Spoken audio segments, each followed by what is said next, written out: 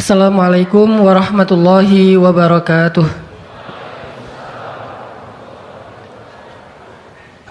Alhamdulillahi alladzi hadana li hadza wa ma kunna linahtadiya laula an hadanallah. Asyhadu an la ilaha illallah wahdahu la syarikalah wa asyhadu anna Muhammadan abduhu wa rasuluh la nabiyya ba'dah. Radina billahi rabba wa bi Muhammadin nabiyya wa bil islami dina.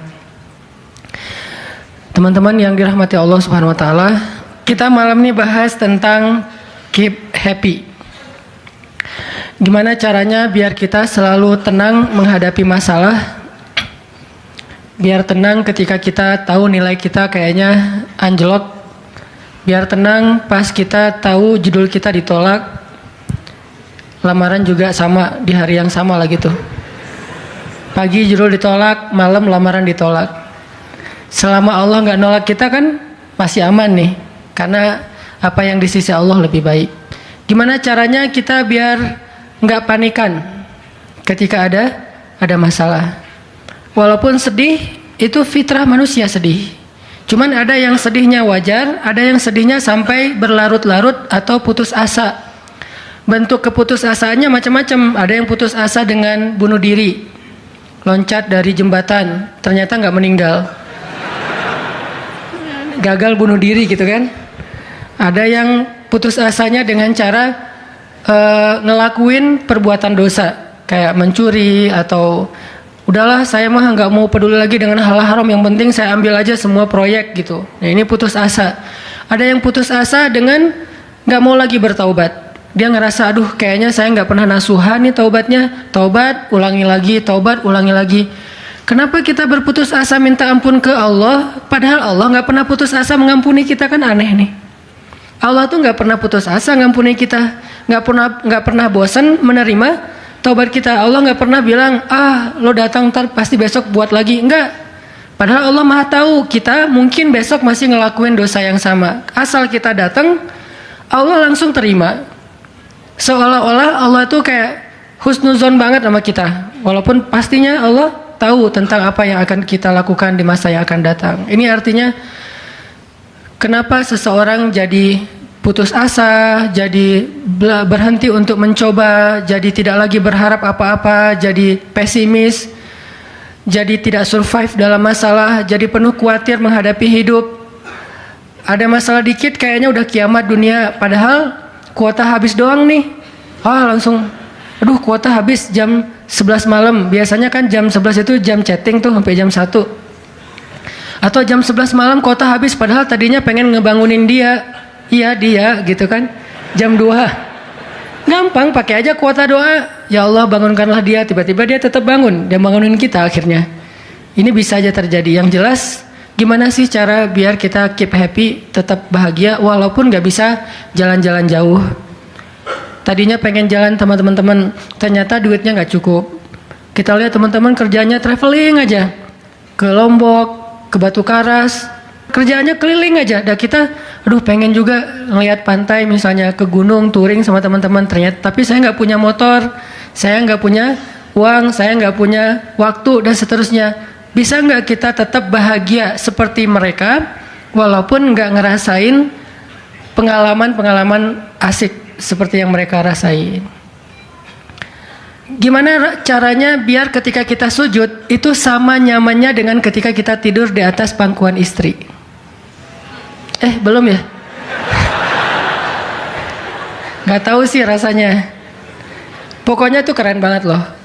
Salah satu yang bikin saya kalau nggak bisa tidur itu tipsnya adalah tidur di atas pangkuan istri, langsung tidur. Cuman masalahnya susah bangun. Nah ini nih, gimana caranya kalau kita sujud rasanya senyaman itu? Gimana caranya? Bukankah kita selama ini mungkin kita atau saya lah pas sujud pengen cepat bangun? Gimana caranya sujud nggak bangun-bangun? Pas kita sujud, aduh pengen lama gitu sujudnya teh, terutama kalau sholat sendiri. Kalau sholat jamaah memang nggak boleh. Kenapa? Karena hajat orang beda-beda. Nabi kalau sholat jamaah mah standar-standar aja. Tapi giliran sholat sendiri itu sampai orang kewalahan ngikutin Nabi. Dan itu bukan cuma Nabi, sahabat juga kayak gitu. Siti Aisyah istri Nabi itu. Siti Aisyah itu pernah sholat duha kurang lebih 4 jam, itu cuma baca 1 ayat doang loh. Famanallahu alaina wa waqana adzabas samum. Dia baca sendiri, agak keras karena dia di dalam rumah sendiri. Lewat seorang sahabat lewatin rumah Aisyah mau ke pasar, mendengar oh Aisyah lagi sholat. Famanallahu alaina wa waqana adzabas samum. Nangis. Akhirnya sahabat ini pergi ke pasar. Dia belanja segala macam, balik lewat lagi rumah Aisyah. Setelah kurang lebih 2 jam, pas dia lewat lagi rumah Aisyah, dia masih mendengar Aisyah membaca kalimat Famanallahu alaina wa waqana adzabas samum. Nangis lagi. Jadi 1 rakaat dengan 1 ayat itu bisa 2 jam, 3 jam yang dilakukan oleh para sahabat. Kenapa kok betah banget? Sama kayak kita betah banget nonton film, dan betah banget dengerin musik kesukaan kita, diulang-ulang lagu yang sama kan ya. Mungkin 1 lagu itu durasinya sebutlah 2,5 menit, 2,5 menit. Tapi diulang-ulang bisa sampai setengah jam mendengar lagu yang sama. Bukan 1 album, 1 lagu. Kenapa kita betah?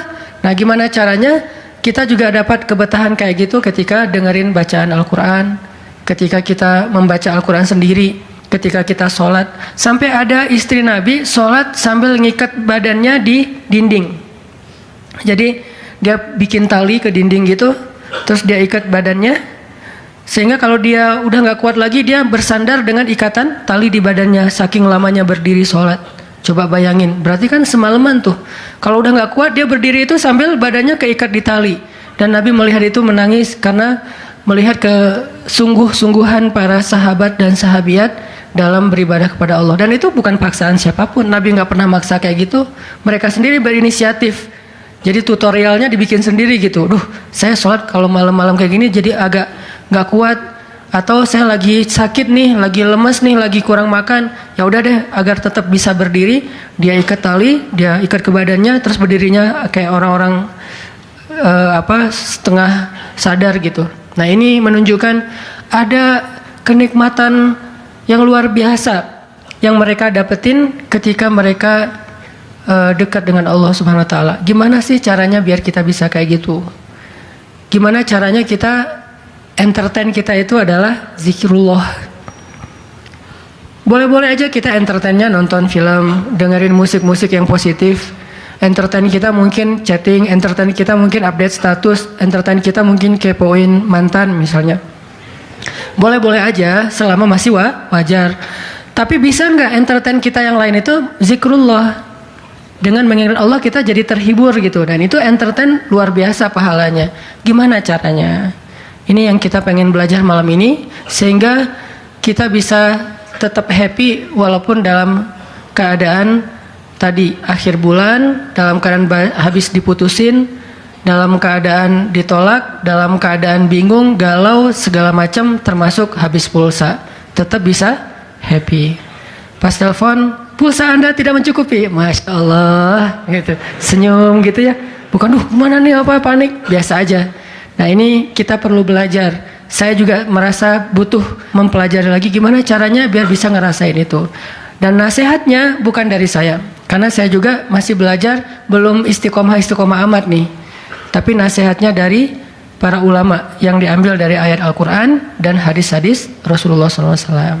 Nah sebelumnya coba kita perhatiin dulu kisah tentang ketenangan dengan mengingat Allah tuh kayak gimana. Salah satunya ada di surat At-Taubah yang terkenal. A'udzu billahi minasy syaithanir rajim. Illa tansuruhu faqad nasarahu Allah.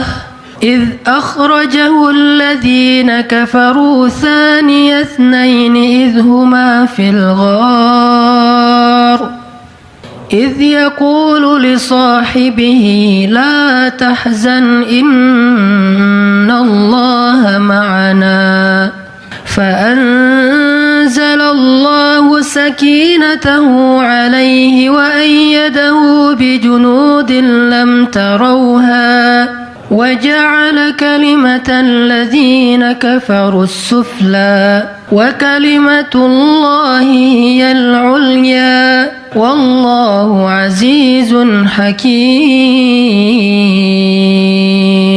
Kalau kalian tidak menolongnya, maka sungguh Allah akan menolongnya. Seperti ketika orang-orang kafir mengeluarkan dia dari kota Mekah pada saat dia menjadi salah satu di antara dua orang yang berdiam di dalam gua, yaitu gua Thur. Ketika ia berkata kepada sahabatnya, yaitu Abu Bakar, dia di sini siapa? Rasulullah Shallallahu Alaihi Wasallam. Ketika dia berkata kepada sahabatnya, la tahzan, innallaha ma'ana. Janganlah kamu khawatir, bersedih, takut, itu sama. Sesungguhnya Allah bersama kita.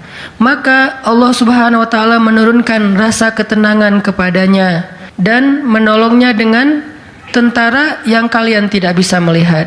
Sehingga Allah menjadikan kalimat orang-orang kafir itu menjadi dikalahkan atau rendah, dan kalimat Allah adalah kalimat yang tinggi, dan Allah Maha Perkasa lagi Maha Bijaksana. Ini kan kata-kata yang paling populer ya, la tahzan innallaha ma'ana. Tips pertama kalau kita pengen bisa lebih tetap tenang, happy ketika kita dalam tekanan adalah kita tuh memang harus punya sahabat yang selalu mengingatkan kita kepada Allah Subhanahu wa taala. Sahabat yang mengingatkan kita kepada Allah. Ini yang terjadi kepada Abu Bakar As-Siddiq. Sekelas Abu Bakar yang imannya sampai ke derajat Siddiq, bukan cuma mukmin loh, Siddiqun. Kan ada mukmin, ada muttaqin, ada siddiqin. Ini udah derajatnya siddiq. Arti siddiq itu udah nggak ada lagi keraguan di hatinya. Udah nggak ada lagi masalah sedikit pun. Ketika orang-orang ragu, Abu Bakar tetap yakin. Salah satu kasusnya pas Nabi pulang Isra Mi'raj. Nabi bilang bahwa saya baru pulang dari Palestina dan baru naik ke langit semalam. Diberitakan ini kepada orang-orang kafir Quraisy, tapi orang-orang kafir Quraisy nggak percaya. Lalu ketika para sahabat-sahabat lain mendengar, mereka kayak ragu-ragu gitu, bener nggak ya, bener nggak ya?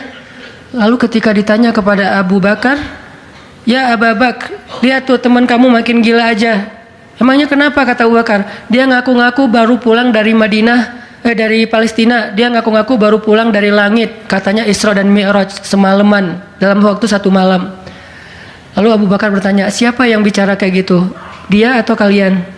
Kata mereka, Muhammad yang ngomong kayak gitu langsung kepada kami. Kata Abu Bakar, kalau Muhammad yang ngomong kayak gitu, maka benar. Dia nggak mau tanya gimana caranya, berapa lama waktunya, kapan, siapa yang membawa dia. Nggak nanya apapun. Kalau Muhammad yang ngomong, maka itu benar. Ini artinya siddiq, nggak banyak tanya, percaya banget. Kalau ayatnya kayak gitu, udah cukup. Kalau hadisnya kayak gitu, udah cukup. Kalau kata ulama kayak gitu, saya ikut. Nggak ada kenapa kayak gini dan seterusnya, nggak. Ini menunjukkan Abu Bakar itu orang yang sangat luar biasa imannya. Tapi dia tetap manusia. Gimana pun imannya udah kuat, mantap, siddiq, ketika ada masalah, sifat dasar manusia itu keluar lagi, yaitu khauf, rasa khawatir, takut. Dan yang luar biasa, khawatir dan takutnya Abu Bakar itu bukan untuk keselamatan diri beliau. Abu Bakar itu khawatir terhadap keselamatan Rasulullah SAW. Jadi bukan keselamatan Abu Bakar. Kalau kita mungkin khawatir terhadap keselamatan diri sendiri nih. Kalau Abu Bakar derajatnya khawatir terhadap gimana ya Rasul, kalau mereka ngelihat ke bawah, ke kakinya, pasti kita akan ketahuan. Karena mereka sembunyi di sebuah lubang, nggak gua sih, kecil, lubang di bukit Jabal Thur. Dan orang-orang kafir Quraisy sudah datang ke lubang itu, berdiri tepat di pintu gua. Kalau mereka ngelihat ke bawah, udah ketahuan tuh, kelihatan Rasulullah sama Abu Bakar. Sehingga Abu Bakar berkata, ya Rasulullah, kalau mereka ngelihat kita sedikit aja ke bawah kaki mereka, mereka akan menemukan kita. Gimana ini ya Rasul? Saya khawatir terhadap keselamatanmu. Apa kata Nabi? Ya Abu Bakar, ma dhannuka bithnain, Allahu salisuhuma. Wahai Abu Bakar, kenapa kamu pikir kita cuma berdua?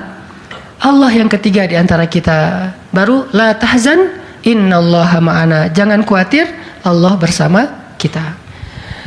Kata-kata ini kalau diucapkan oleh orang solih, pada waktu yang tepat ketika kita ngalamin satu masalah besar, itu akan luar biasa memberikan efek ketenangan buat kita.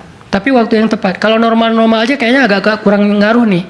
Makanya kata-kata kayak gini itu timingnya tuh harus pas. Dan yang mengatakan orang yang memang punya aura kesolehan yang luar biasa. Sekelas Rasulullah kurang apa? Itulah sebabnya kenapa kita harus punya banyak, atau setidaknya kita punya seorang sahabat, seorang teman yang solih, yang sering mengingatkan kita. Minimal istri.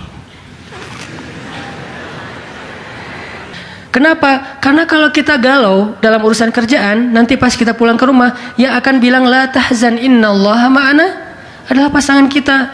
Dengan nada yang lembut, dengan senyum yang khas, dengan dekapan yang mungkin penuh kasih sayang, itu benar-benar bisa bikin kita tenang. Gak tahu tenang karena kata-katanya atau dekapannya nih, enggak. Saya juga bingung. Dua-duanya kali ya. Dia bilang la tahzan ya azizi. Panggilan buat suami bahasa Arabnya yang lembut tuh azizi. Bukan al-aziz ya. Al-aziz mah nama orang. La tahzan ya azizi atau ya habibi atau ya albi. Albi itu artinya jantungku. Jangan dipakai deh, biar saya aja yang pakai itu. La tahzan. Jadi misalnya kayak suami galau tentang kerjaan. Mah, Papa lagi galau nih. Kenapa, Pak? Di kantor itu kemarin kita ada tawaran proyek.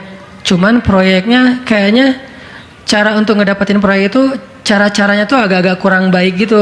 Ada suap segala macam. Tapi itu proyeknya untung besar loh, Mah. Nah, kalau kita nggak suap, kita nggak akan dapat proyek itu. Ini gimana nih, Mah? Diambil nggak? Kan galau nih. Udah istikharah belum mantap nih hatinya. Istrinya yang bilang, Papa, Allah yang kasih kita rezeki. Kalau Papa ninggalin sesuatu karena Allah, Allah akan ganti dengan yang lebih baik. Pasti dari booster ya, Mah. Nyontek gitu ya. Nah, kalau dia ngomong kayak gitu kan jadi mantep nih. Kayak saya juga pernah ngerasain lagi kayak sedih gitu, lagi galau karena satu urusan. Istri mengatakan, udah serahin aja sama Allah. Kan jadi mantap kan hatinya. Hal-hal yang kayak gini nih. Kalau belum punya pasangan, temen. Sehingga Nabi mengatakan almar'u ala dini khalilih. Seseorang itu bergantung loh kepada tingkat kesolehan temannya. Kalau temannya soleh, insya Allah dia akan terjaga oleh teman itu ketika dinasihati, diingatkan. Saya aja ngerasa banget yang kayak gitu. Ada masa-masa ketika saya kayak futur. Futur itu teman-teman artinya lagi lemah imannya. Mungkin banyak lalai, banyak main, sedikit manfaat. Walaupun ada juga banyak main, banyak manfaat. Itu mah tagline entah siapa akunnya gitu. Lagi futur nih ya, lagi futur. Lemah, ngerasa bangun tahajud kayak susah gitu. Ke masjid males, zikir gak khusyuk, tilawah Al-Quran gampang ngantuk. Jalan sama seorang teman saya yang dia bukan ustadz sama sekali. Bahkan dia ngakunya belajar ke saya. Gak tahu benar apa enggak. Yang sejatinya mungkin saya belajar ke dia.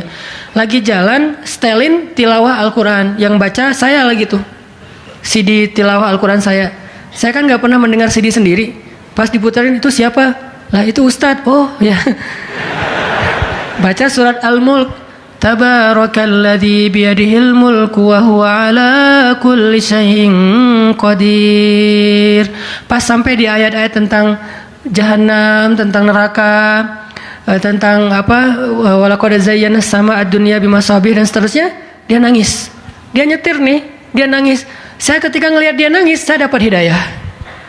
Jadi saya dapat hidayah bukan hanya dengan mendengar bacaan itu, tetapi karena dikondisikan oleh seorang teman, saya ngerasa, duh, Masya Allah ya, dia yang dengerin bacaan saya bisa nangis. Saya dengerin diri saya sendiri, nggak nangis. Kan ada masalah nih. Akhirnya saya jadi insaf itu kemudian istighfar, astagfirullah Allah, saya kayak ada masalah nih. Mulai belajar dari dia, Pak, gimana sih kok bisa kayak gitu? Ustadz kan lebih tahu ilmunya mungkin, tapi kalau pengalamannya Bapak pasti lebih tahu. Rahasianya apa? Ternyata rahasianya emang dia orang yang nggak pernah dengar yang lain selain mendengar bacaan Al-Quran. Jadi buat dia bacaan Al-Quran itu benar-benar entertain buat dia. Oh, berarti kita harus lebih banyakin lagi dengerin Al-Quran. Kalau kita dengar musik sekali, berarti dengar Qurannya 3 kali harusnya, baru masih agak-agak proporsional nih. Sehingga gampang kesentuh, hatinya itu mudah. Tapi pelajarannya tetap teman yang ngebawa kita kepada sesuatu. Ternyata triknya pertama, mengingat Allah itu kan bukan cuma menyebutkan Allah. Tapi ketika kita sedang dalam keadaan bingung, khawatir, galau, sedih, tertekan, panik, tiba-tiba teman kita mengingatkan kita kepada Allah dengan bahasa yang sederhana. Kalau bahasa sederhananya Al-Quran, la tahzan, innallaha ma'ana. Dan itu boleh diterjemahin ke bahasa yang lebih sederhana versi kita. Karena itu bahasa Al-Quran yang mungkin buat sebagian orang nggak dapat nih, karena mungkin nggak paham bahasa Arab. Jadi kalau teman kita lagi sedih jangan bilang, la tahzan dong, innallaha ma'ana. Apaan tuh lu baca Quran gitu ya? Nggak ngerti kan dia? Kita bisa terjemahin, udah tenang aja, Allah yang bantu. Tenang aja, Allah yang beresin. Tenang aja, serahin aja kepada Allah. Allah itu sebaik-baik kita nyerahin sesuatu. Ngomong kayak gitu tuh kena. Kalau timingnya pas kita lagi ngalamin satu masalah. Terutama masalah-masalah kayak masalah rezeki itu paling bikin kita sering panik, kehilangan sesuatu, ditipu orang, segala macam. Kita bilang, udah nggak apa-apa, nanti Allah ganti yang dengan yang lebih baik. Allah yang ganti gitu. Allah yang ganti. Tenang tuh jadinya. Karena kita sedang mengetuk kembali imannya di saat dia sedang butuh-butuhnya iman itu. Dan itu butuh teman yang bisa mengingatkan kita. Sehingga Nabi bilang, ciri-ciri teman yang baik itu adalah kalau kita ketemu dia bikin kita sering ingat Allah. Dia bikin kita sering ingat Allah. Coba teman-teman renungkan nih, coba dihitung-hitung. Kita kalau ketemu teman ngomongin dunia berapa sering? Terus ngomongin Allah berapa sering? Kan jarang banget kita ketemu teman ngomongin tentang Allah kan? Dan kayaknya nggak tahu juga bahannya mau ngomongin apa tentang Allah. Kita ngomongin tentang Allah yuk. Ngomongin tentang Allah, apaan tuh? Kan bingung dia tuh. Maksud lo qul huwallahu ahad gitu, atau ayat kursi. Berarti kita belum terbiasa bicara tentang Allah. Nah ini yang harus kita coba latih pelan-pelan nih. Kita lihai banget nih, bisa smooth banget masuk ke tema tentang dunia. Bisa ganti-ganti topik dan semuanya tentang dunia, tentang kuliner, tentang kerjaan, tentang jodoh, tentang kuliah, tentang pendidikan, tentang apapun, tentang teman. Bisa dengan mudah dan seru gitu ngomongin tentang dunia teh. Dan itu bukan sesuatu yang dilarang memang. Cuman kok nggak seimbang kita ngomongin tentang Allah Subhanahu Wa Taala. Coba kita belajar cari teman yang udah sefrekuensi dulu. Arti sefrekuensi bukan sama-sama udah baik, sama-sama udah niat pengen memperbaiki diri. Sama-sama udah punya tekad kita pengen hijrah nih. Lagi-lagi bukan merasa diri kita lebih baik dari orang lain, tapi yang udah sefaham supaya nggak banyak perdebatan. Ajak dia ngobrol tentang Allah pelan-pelan dan secara bertahap, nggak bisa langsung ngejos, nggak bisa langsung coba lo sebutin rububiyah asma Allah yang 99 apa aja, itu mah cerdas cermat ya. Tapi kita ngomongin Allah tuh baik banget loh, kemarin gini Allah aja yang diomongin. Sehari minimal kita ngomongin Allah itu sekali deh. Dan sekali itu jadi obrolan, bukan cuma mention doang ya, tapi obrolan gitu. Jadi diskusi. Sekali aja sehari dan nggak harus lama, mungkin cuma 5 menit. Kalau kita nggak bisa ngelakuin itu secara spontan, nggak apa-apa di setting. Kita ketemu sama teman kita bikin kayak program gitu. Kita kalau ketemu pokoknya harus sekali sehari ngomongin tentang kebesaran Allah. Coba digituin. Makin sering itu makin akan nanemin satu belief faith di dalam hati kita. Sehingga ketika nanti kita ada masalah diketuk rasa iman itu cepat baliknya. Berarti kita harus cari teman yang mau menasihati kita, bicara bareng kita tentang kebesaran Allah. Dan itu yang dilakukan Nabi Musa dengan Nabi Harun ketika berdakwah yang Allah sebutin di surat Toha. Nabi Musa mau berdakwah kepada Fir'aun, minta teman supaya bisa mengingat Allah ketika lagi dalam keadaan marah. Soalnya Musa tahu, Musa itu orangnya marah. Kalau udah marah ngeri. Harun orangnya kalem, woles. Sehingga butuh seseorang yang bisa menahan amarah dan emosinya Musa. Sehingga kata Musa, ya Allah beri saya seorang teman yang bisa mendampingi saya dalam dakwah, yaitu Harun. Kay nusabbihaka katsira wa nadhkuraka katsira, supaya kami sering bisa mengingat engkau. Artinya kalau Musa sendiri marah, lupa sama Allah. Tapi kalau ada Harun, Musa Istighfar, astagfirullahaladzim. Gitu. Begitu juga nabi kecil. Ada 2 orang nabi kecil sepupuan. Siapa dia? Isa dan Yahya. Nabi Isa dengan Nabi Yahya. Anak kecil 2 orang nih. Dua-duanya keren. Dua-duanya soleh. Dua-duanya ganteng. Dua-duanya idola. Selebgram lah di masanya. Pokoknya luar biasa nih 2 orang cowok. Anak usia, kalau nggak salah Yahya waktu itu umurnya udah sekitar 10 tahun. Isa baru lahir, berarti beda 10 tahun. Pas mereka ABG beda 10 tahun tapi nyambung ngobrolnya. Pas mereka jalan kemana-mana berdua tuh, yang satu orangnya gampang tersentuh nangis yaitu Yahya, yang satu lagi orangnya tegas yaitu Isa. Sehingga kalau Isa lagi marah, Yahya yang mengingatkan Isa tenang. Akhirnya tenang. Pas Yahya terlalu kayak baper gitu, aduh kasihan. Yahya itu kan orangnya gampang kasihan, sehingga jadi agak-agak kurang tegas. Kata Isa, nggak bisa gitu dong. Akhirnya diingatkan. Nah ini pentingnya teman. Nabi aja butuh teman. Kalau kita mau kepo dikit nih, kenapa sih Rasulullah memilih Abu Bakar untuk nemenin hijrah? Kenapa nggak Umar gitu, supaya aman? Hijrah bareng Umar, siapa yang berani ngejar coba? Umar berdiri di depan Ka'bah. Ya ayuhan nas, ya ma'syara Quraisy. Wahai manusia, wahai orang Quraisy, fa'lamu anni muhajir. Ketahuilah saya pengen hijrah, kata Umar. Siapa yang pengen istrinya jadi janda, anaknya jadi yatim, tunggu saya di balik bukit itu. Ada yang berani? Diam semuanya. Coba Rasul kalau hijrah bareng Umar, enak kan? Wahai wahai orang-orang Quraisy, wahai manusia, saya sama Rasul nih mau hijrah. Siapa yang berani nunggu saya di balik bukit itu? Kalau enggak dia akan hilang kepalanya. Enggak ada yang berani kan? Kenapa Rasulullah milih orang yang lemah seperti Abu Bakar? Udah kurus, lemah, dan kaumnya kabilah yang lemah, Bani Taim. Bani Taim itu lemah kabilahnya, enggak seperti kabilahnya Umar bin Khattab. Kenapa bukan Umar? Kenapa bukan Hamzah? Hamzah itu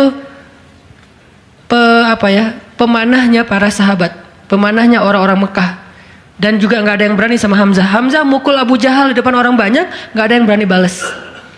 Ketika Abu Jahal mukulin Rasul lagi sholat depan Ka'bah, Nabi lagi sholat digebukin sama Abu Jahal, dibelain sama Abu Bakar ikut digebukin. Akhirnya wajah Abu Bakar itu nggak dikenali lagi, saking babak belur. Itu digebukin sama Abu Jahal dan teman-temannya. Ketika Hamzah dengar berita itu, langsung Hamzah pergi ke tempat orang-orang ngumpul, dicari mana Abu Jahal, dipukulin sama sama Hamzah sekuat-kuatnya sampai berdarah-darah Abu Jahal. Tapi orang Quraisy nggak ada yang berani balas, saking terpandangnya Hamzah. Kenapa nggak dengan Hamzah, pamannya sendiri? Atau kenapa nggak dengan Utsman gitu, yang kaya raya, yang bisa memberikan fasilitas VIP untuk Rasulullah, naik mobilnya Alphard gitu, nyaman hijrah? Kenapa Abu Bakar yang udah jatuh miskin, fisiknya lemah, kabilahnya tidak dipandang? Kenapa? Karena Abu Bakar itu yang paling solih di antara semua sahabat. Jadi pilihannya kesolihan, bukan kekuatan fisik. Kenapa? Kesolihan itu bisa menutupi kekuatan fisik yang kurang. Kenapa? Allah yang maha kuat. Kesolihan bisa menutupi kurangnya harta, Allah yang maha kaya. Kesolihan bisa menutupi kekurangan dari dukungan kabilah, Allah lebih banyak lagi dukungan dari langit dan bumi. Yang dicari oleh Rasulullah itu adalah teman yang soleh. Ya Abu Bakar, temani saya hijrah. Siap ya Rasulullah. Hasilnya apa? Dikejar-kejar sama orang Quraisy karena mereka nggak takut dengan Abu Bakar. Tapi ketika mereka mau ketemu dengan Rasulullah dan Abu Bakar di dalam gua, Allah palingkan wajah mereka dari melihat ke bawah kaki mereka. Allah punya banyak cara. Ada ulama yang bilang bukan cuma dipalingkan, tapi tiba-tiba merpati bikin sarang di situ laba-laba. Walaupun ada perdebatan di antara ulama ini hadisnya sahih atau enggak. Yang jelas, yang pasti nih, Allah melindungi mereka dengan banyak cara sehingga nggak bisa ditangkap. Allah yang bertindak. Jadi butuh teman yang soleh. Walaupun nanti kenyataannya teman yang soleh ini malah ditenangkan oleh Rasulullah, bukan Rasulullah ditenangkan oleh dia gitu. Kan nyari teman yang soleh biar bisa menenangkan nih. Ternyata pas ada masalah, Rasul gimana? La tahzan, innallaha ma'ana, tenang, udah beres. Bisa nggak kita coba latihan ini? Kalau kita berteman dengan seseorang, niat kita pengen saling mengingatkan, wa tawasau bil haq, yaitu mengingatkan tentang Allah, wa tawasau bis shab. Itu kayak gitu tuh ayatnya. Pertama hak dulu, kedua sabar. Kalau nasihatnya udah benar, insya Allah sabar. Jadi kalau kita pengen menasihati teman kita atau dinasihati oleh teman kita supaya lebih kuat, bisa tough, bisa survive dalam masalah, minta dia menasihati kita al-haq. Dan siapa al-haq? Allah Subhanahu wa taala. Wa tawassaw bil haq artinya saling menasihati dengan nama Allah. Udah serahin aja sama Allah. Allah itu maha ini sebutin dengan bahasa sederhana. Langsung sabar jadinya. Langsung lebih kuat, lebih tenang. Itu yang pertama teman-teman. Kita sering berteman dengan orang yang insya Allah dia yakin sama Allah lebih kuat daripada kita, imannya lebih mantap daripada kita. Yang kedua, gimana caranya biar kalau kita menyebut nama Allah, kalau kita sholat, kalau kita berzikir itu jadi lebih tenang gitu, lebih happy. Karena sebetulnya orang mukmin itu bahagianya itu ada di dalam hati. Kalau bahasa Ibnu Taimiyah, surgaku itu di sini. Surga orang mukmin itu di hati. Surga kita itu bukan rumah, surga kita itu bukan mobil, surga kita itu bukan pekerjaan, surga kita itu bukan tempat jalan-jalan, tapi semua itu kebaikan, kesenangan. Cuman surga kita ada di sini. Dan ini kita bawa kemana-mana. Jadi nggak susah menemukan surga teh. Aduh, bete nih kenapa nggak bisa jalan? Bete nih kenapa nggak bisa nonton? Bete nih kenapa nggak bisa nyaman di rumah? Bete nih kenapa? Gampang bete karena surga kita bertempat di sesuatu tempat yang sulit untuk kita jangkau. Harusnya itu jadi hiburan buat kita, bukan surga. Sedangkan surga memang adanya di hati. Ada masalah, Allah lebih kuasa, makhluk tidak kuasa. Ada masalah, kita bilang Allah maha besar, masalah saya kecil dibandingkan Allah. Kalau dibandingkan kita, mungkin kita lebih kecil daripada masalah. Tapi dibandingkan Allah kita, Allah lebih besar. Allahu Akbar. Kita belajar Allah yang maha memelihara. Kita kan dipelihara Allah, terus ngapain kita khawatir? Kalau gitu nggak usah ikhtiar, Ustaz. Ikhtiar, tapi jangan libatkan hati. Ikhtiar itu pakai tangan, pakai kaki, pakai tenaga fisik. Hati nggak perlu berikhtiar. Hati itu bertawakal. Fisik kita berikhtiar, hati kita bertawakal. Jangan sampai hati kita ikut ikhtiar, nih bahaya nih. Kalau hati kita ikut ikhtiar, berarti kita lebih percaya kepada makhluk daripada Allah. Nanti akan mentok, kalau udah mentok putus asa, itu penyebabnya. Gara-gara hatinya baper dengan ikhtiar.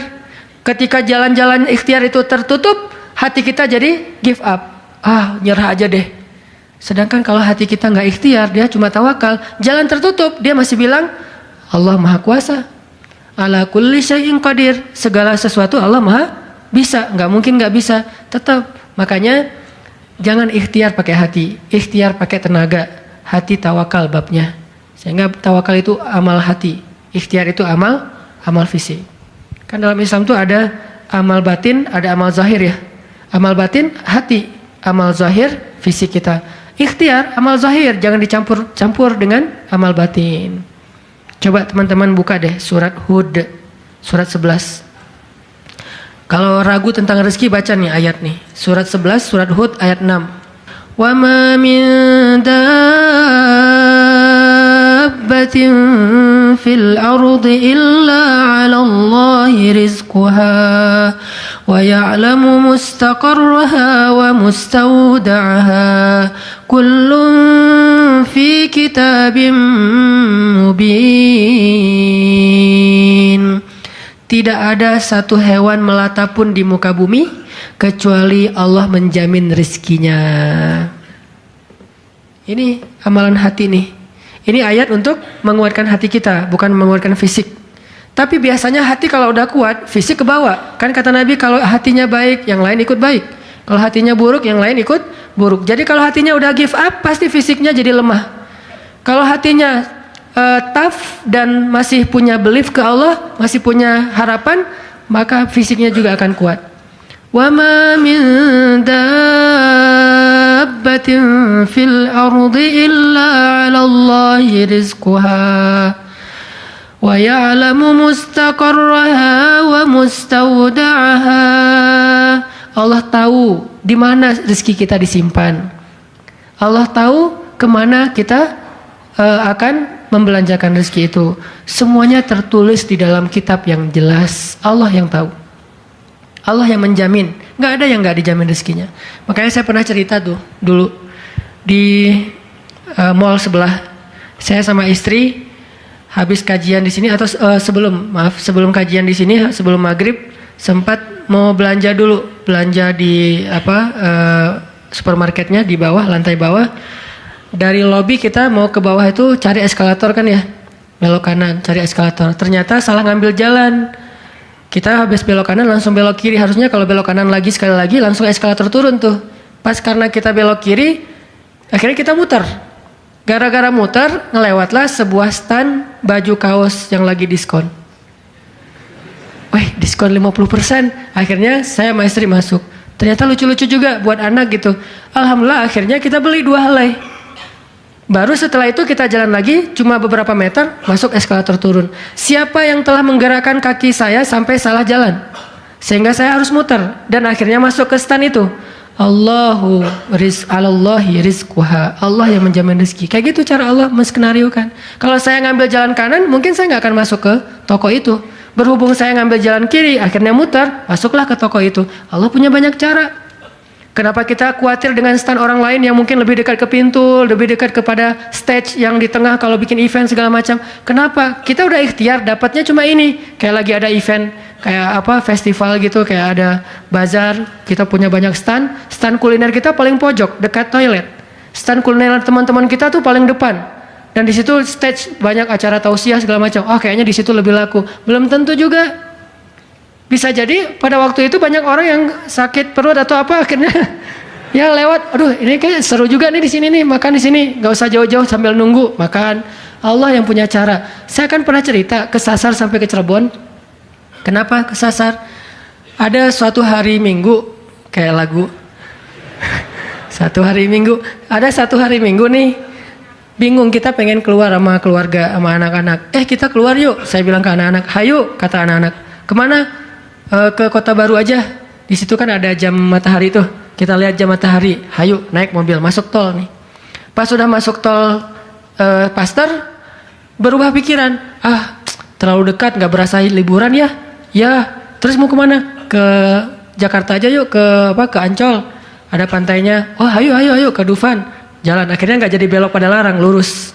Niatnya ke Ancol. Sebelum Cikampek, berubah lagi pikiran. Ancol mah pantainya gitu-gitu aja ya, udah pernah ya. Terus gimana dong, cari pantai baru deh yang di daerah Indramayu, Cirebon gitu. Siapa tahu ada yang lebih bagus yang masih virgin. Boleh, keluarlah Cikampek. Waktu itu belum ada tol Cipali ya. Keluar Cikampek, akhirnya nyisir Subang, Indramayu, nggak dapat pantai yang kita nyaman nih. Berhenti sebentar, nggak nyaman, ini banyak sampah. Akhirnya jalan lagi sampai dari pagi keluar, asar makan empal gentong di Cirebon. Siapa yang mendatangkan saya ke warung empal gentong itu? Pas kita masuk, orangnya bahagia banget gitu. Kelihatan kalau dari pagi itu belum ada yang datang, belum ada pelanggan, sepi warungnya. Karena tempat parkirnya agak nyaman, langsung parkir di situ, makan empal gentong dan ternyata enak, kita bungkus. Orangnya tuh alhamdulillah nih datang dari pagi belum ada yang datang, senang gitu. Dan saya bilang, Pak, tahu nggak saya dari mana? Dari mana? Dari Bandung. Mau kemana emang? Nggak kemana-mana. Muter. Jadi kita cuman dari Bandung cuma pengen makan empal gentong di Cirebon ujung-ujungnya. Pulang sampai ke Bandung jam 10 malam, macet lagi tuh di Sumedang karena ada perbaikan jalan. Cuman pengen makan empal gentong, ngasih rezeki ke orang di Cirebon, kayak gitu banget tuh caranya tuh, coba lihat cara Allah. Oh, yakin nih sama Allah. Allah bisa banget ngedatangin. Kalau ini terjadi kepada orang lain, berarti kalau saya cari rezeki bisa juga caranya kayak gitu. Allah kan punya banyak cara. Cuman kadang-kadang atau seringnya kita nggak tahu cara itu, tahu hasilnya doang nih. Tiba-tiba dapat. Sesederhana itu kita berpikir, akhirnya sesederhana itulah syukur kita ke Allah. Kalau kita tahu gimana rumitnya rezeki itu datang ke kita, kita akan syukurnya lebih pasti tuh. Masya Allah ya, Allah ngedatangin rezeki ke saya tuh gitu-gitu amat, sampai ada orang yang kesasar sekeluarga, bingung gitu. Tapi kan dia, kalau saya nggak cerita dia nggak akan tahu, dia pikir cuma orang yang memang tinggal di Cirebon atau emang lagi jalan lewat kebetulan mampir. Artinya karena dia nggak tahu prosesnya, rasa syukurnya juga sederhana. Sama kayak kita nggak mensyukuri masakan istri kita kalau yang udah punya. Istri itu masak tuh rempong loh dari pagi, wah sampai ganti lagi. Kita nggak tahu ya, mungkin istri kita baru belajar masak, gagal 2 kali loh. Itu yang ketiga tuh, nggak enak pula. Udah gagal 2 kali. Dan kita pikir cuma masak sayur gini doang mah, sayur bening mah gampang. Kita kan nggak tahu prosesnya, sehingga apresiasi kita juga ya segitu-gitu aja. Kalau kita tahu prosesnya, walaupun cuma sayur bening sama telur ceplok, kita akan peluk istri kita, mah makasih banyak ya, mama udah berkorban banget buat papa. Mah hari ini makanan terenak sepanjang hidup papa loh mah. Kenapa ngomong gitu? Karena tahu prosesnya. Gitu juga kita ke Allah. Karena kita nggak tahu proses rezeki itu Allah setting sampai datang ke kantong kita. Kita kayak, ya alhamdulillah gitu doang. Tapi kalau kita tahu, Masya Allah, ya Allah, alhamdulillah atas semua nikmat yang kau berikan, puji-puji Allah. Artinya teman-teman, kalau galau tentang rezeki dari Allah, tentang pekerjaan, tentang kuliah, segala macam, termasuk tentang jodoh, coba baca ayat 6. Semua Allah yang jamin. Ini bab hati ya, lagi-lagi bab hati. Ikhtiar mah jalan aja terus, tapi hati, Allahi rizquha, Allah yang menjamin. Itu baru jadi tenang nih mengingat Allah, tetap happy gimana-gimana juga. Dan ini ditaraddud, diulang-ulang. Coba diulang-ulang nih ayat nih. Jadikan salah satu ayat favorit. Kalau kita lagi galau, langsung baca ayat ini berulang-ulang sendiri kalau bisa. Baca dulu terjemahannya, hafal. Kalau udah hafal terjemahannya, tinggal baca ayatnya berulang-ulang. Sebelum tidur mungkin kalau yang paling tenang. Kalau khawatir nggak bangun tahajud, ya udah sebelum tidur baca. Wa ma min dabbatin fil ardi illa 'alallahi rizquha. Diulang. Itu beda banget loh rasanya. Belajar untuk mentafakuri kebesaran Allah, sehingga kalau kita nanti ada masalah mengingat Allah lebih mantap. Jadi dua ya, satu teman, kedua sering-sering tafakur. Wa yatafakkaruna fi khalqis samawati wal ard. Tafakkur. Dan sebetulnya teman-teman ya, kalau kita mau lebih persis nih, sholat duha itu ya emang sholat tafakur sebetulnya. Dulu para sahabat atau para anbiya sholat duha itu di tempat terbuka, di bukit, di kebun gitu. Sholat duha itu di tempat-tempat alam terbuka. Jadi benar-benar untuk tafakur alam. Sholat duha itu fungsinya untuk itu sebetulnya. Walaupun boleh banget dilakuin di dalam ruangan, di masjid, di rumah, di kantor, boleh banget di kampus. Tapi kalau kita ada kesempatan sesekali, coba deh sengaja ngapain touring ke atas misalnya ke Lembang, pengen duha, dan duduk sendiri, jangan berjamaah. Bukan nggak boleh, boleh aja sholat sunnah berjamaah. Cuman kali ini kita pengen menyendiri aja, berdoa sama Allah. Duduk, ngomong sama Allah, ya Allah, jangan biarkan saya berputus harapan kepada Engkau. Jangan biarkan saya berputus asa dari rahmat-Mu. Bimbing hati saya, ya Allah, tolong saya dalam masalah ini. Engkau Maha Kuasa. Siapa lagi yang bisa nolong saya selain Engkau? Ngomong kayak gitu sama Allah, yang romantis, yang akrab gitu. Jangan sampai kita ngomong ke Allah tuh kayak orang nggak kenal. Cuman copy paste, Rabbana atina fid dunya hasanah fil akhirati hasanah wa qina azabannar. Amin. Udah kayak nggak kenal gitu. Ngomong sama Allah itu akrab, ngomong ya Allah, gimana nih? Saya ada masalah kayak gini, curhat sama Allah. Itu beda loh. Kalau itu kita coba praktekin, saya yakin asal sesuai dengan cara-cara tadi tuh, sendiri, alam terbuka, curhat sama Allah, ingat kebesaran-kebesaran Allah, insyaallah bizikrillah tatmainnul qulub, tenang banget tuh hati. Saya kadang-kadang mempraktekkan itu walaupun nggak di alam terbuka banget, tapi minimal mencoba untuk menyendiri gitu.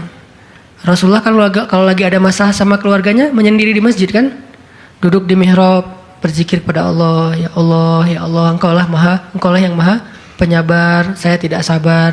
Terus curhat sama Allah, kayak anak pulang curhat sama ibu, gimana rasanya? Kan tenang kan? Kayak kita curhat sama teman pasti beda. Cuma emang yang paling indah curhat sama ibu atau sama ibunya anak-anak. Itu beda banget tuh. Nah harusnya kita curhatnya ke Allah kayak gitu tuh. Tapi jangan bilang mah, tapi angkat tangan, salah, bukan mah, ya Allah gitu. Allah dipanggil mah, jangan. Karena terlalu menjiwai pengen punya ya. Ustadanan mah ngebully wae. Tapi benar loh teman-teman, saya tuh membuktikan kata Allah setengah agama itu benar. Agama itu rasanya hati kita itu kayak belum sempurna sebelum ada Dia. Jadi gimana pun solehnya tuh kayak ada yang kurang gitu. Apa ya yang kurangnya di hati saya ya? Apa ya? Ternyata namanya belum tertulis, nggak jelas juga namanya siapa gitu. Kalau udah ada itu beda banget. Curhat, ngobrol, jalan, dan kalau dia orangnya soleh, pas lagi galau dia yang langsung mengingatkan kita. Kalau perlu dia yang membangunkan kita. Tahajud berdua yuk. Hayu, tahajud berdua. Jangan panjang-panjang ya baca ayatnya. Ya siaplah. Kalau dia request kan siap ya, bacanya jangan panjang-panjang. Kalau teman-teman yang request, kalian mah juga baju hijrah aja udah kayak gitu. Lihat nih gua nih salat tahajud nih 15 juz. Luar biasa ya. Kalau istri biasanya lebih kasih sayang. Kasihan nih istri saya seharian capek nungguin sambil tidur-tiduran gitu. Nonton TV gitu, capek dia, kasihan seharian nonton TV teh. Itu teman-teman, mudah-mudahan kita bisa ngambil 2 trik tadi cara biar lebih tenang, happy kalau mengingat Allah. Satu, memang butuh teman yang mengingatkan kita, bukan kita ingat sendiri. Yang kedua, banyak-banyak membaca, mentafakuri, mikirin tentang Allah itu emang maha kuasa. Salah satu materinya surat Hud ayat 6 tadi tuh. Makin kita yakin sama Allah, begitu kita ingat Allah, itu makin lebih ngaruh ke hati kita. Tapi kalau kita nyebut nama Allah nggak yakin, cuma insya Allah, ya Allah, subhanallah, masya Allah, nggak ngaruh, cuman zikir doang, cuman lisan, tapi tidak sampai ke hati.